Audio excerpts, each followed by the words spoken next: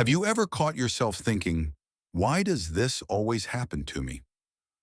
Those nights when you toss and turn in bed, mentally replaying scenes, words, silences, those silent promises you make to yourself, swearing that next time will be different.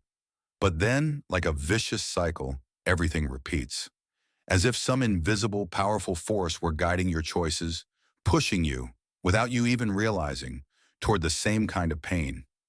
You read books, watch videos, talk to friends. You make lists, write promises, set criteria. And yet the moment you get involved, something blinds you. The pattern takes hold. The pain repeats. And the most agonizing part? Even when you realize you're repeating a pattern, you can't break free. Something pulls you back. Something holds you. Something inside you still believes that if you try a little harder, if you're a little more patient, more understanding, if you love more, maybe this person will change. Maybe this time it will work. And so you stay in relationships that drain your energy, your self-esteem, your joy for life. And it all feels so unfair. After all, you have so much love to give. You try so hard to make it work. So why does it always end the same way?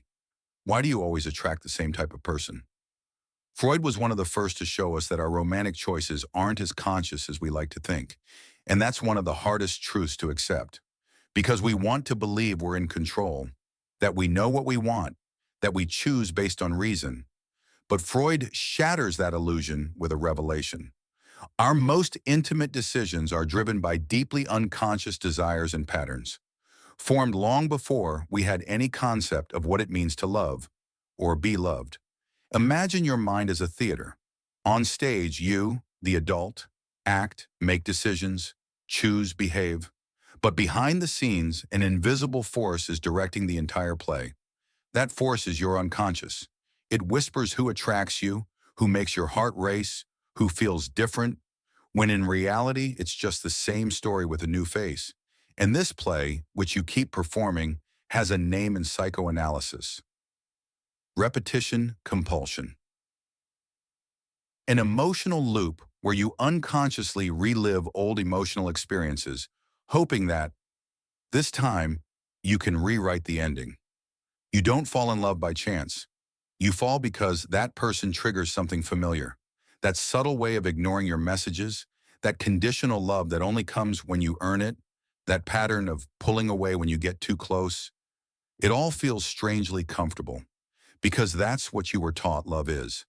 For you, love may never have felt safe. Maybe it was conditional. Maybe it came with anxiety, silence, absence. And now, even if rationally you want a healthy relationship, your unconscious seeks to recreate what it knows, even if what it knows was deeply painful. And this is the deepest, most painful realization of this journey. Understanding that it's not the other person you're trying to change. It's the past. It's your inner child's desperate attempt to finally be loved the way they always wanted. But the past doesn't change. And the harder you try, the more trapped you become. Take Maria, for example, a strong, intelligent, sensitive woman. She has everything it takes to experience great love. But she always ends up with emotionally unavailable men. At first they enchant her. They're attentive, present, intense. But as soon as she gives herself to them, they disappear. They grow cold. And she finds herself, once again, trying to prove her worth. What she doesn't realize is that this chase isn't about love.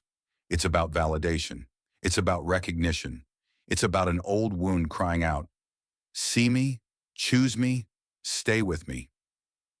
And all of this has roots. In Maria's childhood, there was a loving but distant father. A father who only showed affection when she was perfect, obedient, brilliant. To her unconscious, love is something you have to work for. Love is conditional. Love can be lost at any moment. And so she's drawn to men who make her relive that exact script. The trap is subtle, because the problem isn't a lack of love, it's the model of love. And until you question that model, you'll remain stuck. Because your brain, your biology, your emotions have been wired to seek that kind of love. Neuroscientists call this the familiarity bias. We're drawn to what we know.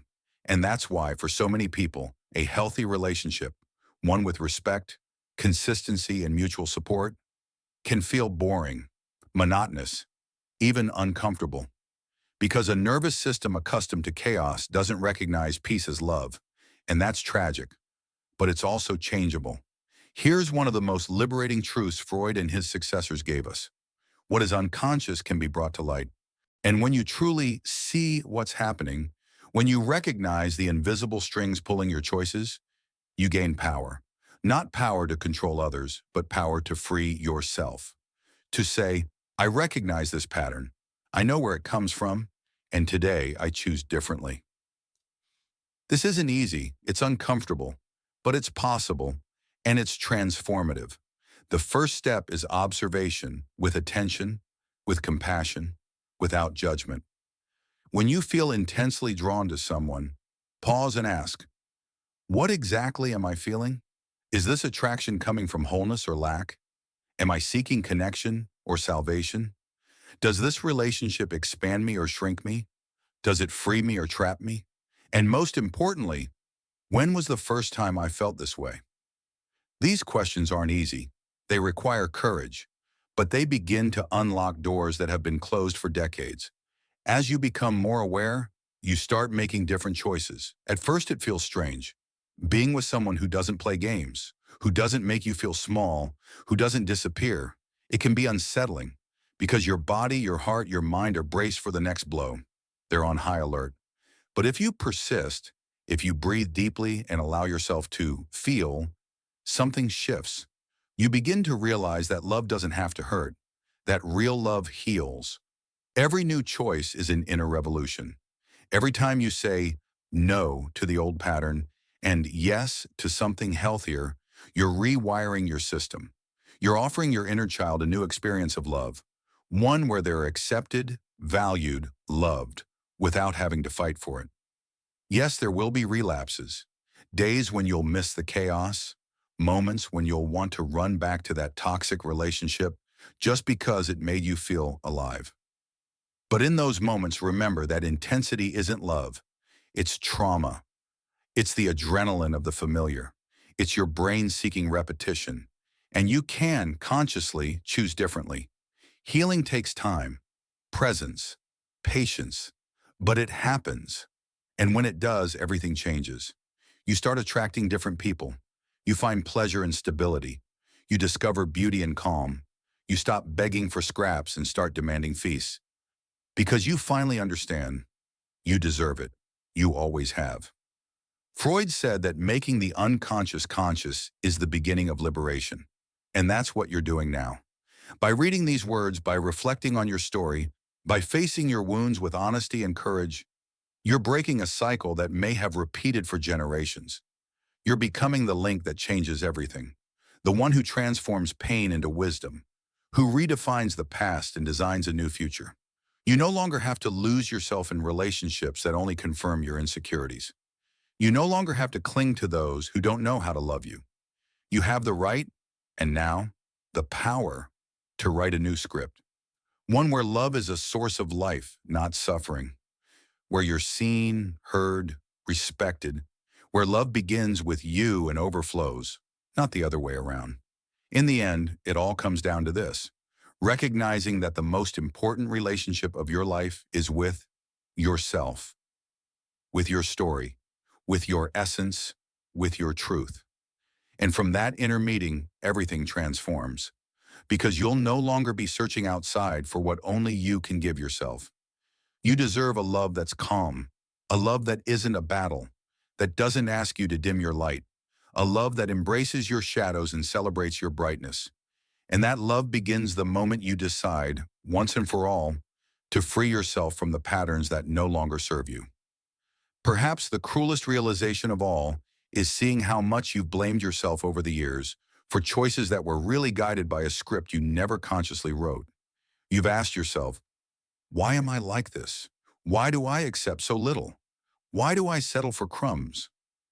But these questions, as painful as they are signs that something inside you is waking up, a voice that's starting to doubt the old narrative, a spark of awareness that, with time and courage, can ignite a new path. Breaking these patterns requires more than willpower. It requires confrontation. And what's most frightening isn't letting go of the other person, it's facing yourself. It's looking inward and seeing that part of you still trapped in that childhood room, waiting for someone to walk through the door, hold you, and say, I see you. You don't have to do anything to be loved. And that absence, that original lack, is what shapes every search, every attempt, every relationship that seems promising, but crumbles in silence. It takes courage to admit that emotional chaos has become your comfort zone. That devastating passion, the highs and lows, the constant doubt, all of it once felt like love. Because that's how your nervous system learned to function. Drama became dopamine, anxiety became connection. And peace? Peace felt wrong. Not because it's bad, but because it's unfamiliar. It's like trying to sleep in complete silence after years of living next to a noisy highway. The silence feels unsettling, scary. It makes you want to run back to the noise, because at least the noise is known. You start to realize there's a high price for not changing, an exhaustion that builds in your body, a sadness hidden behind forced smiles, a void no text message can fill. And it's at this breaking point, at the edge of burnout, that some people begin, for the first time, to question not their partner, but themselves. Not with guilt, but with curiosity. Not with judgment, but with love. And this is where true transformation begins. Don't wait for a magic click. Self-awareness doesn't happen like in the movies, with dramatic revelations and epic soundtracks. Sometimes it starts on an ordinary Sunday, in the silence of an afternoon, when you feel like you can't take it anymore. Other times it comes from hearing a phrase that cuts through you like a blade. You're begging for love from someone who doesn't even know how to love. And suddenly everything makes sense. The penny drops, not with a bang, but with a whisper, soft but undeniable. That's when you start asking, what if the love I've been searching for out there is something I need to find in here first? Not as a self-help cliche, but as a vital urgency. Because the truth is, no one can fill what you abandon in yourself. No one can heal the wound you hide. No one will love your essence if you keep bearing it to fit into relationships that ask so little of you, precisely because they have so little to give. And when you start choosing yourself, truly, not just in words, the world shifts. Your unconscious filters adjust. What once seemed irresistible now feels off. What once made your heart race now brings discomfort. Because finally, you're no longer falling for people who activate your wounds. You're beginning to desire what soothes, what builds, what adds. Of course, the old pattern will try to pull you back. It won't go down without a fight.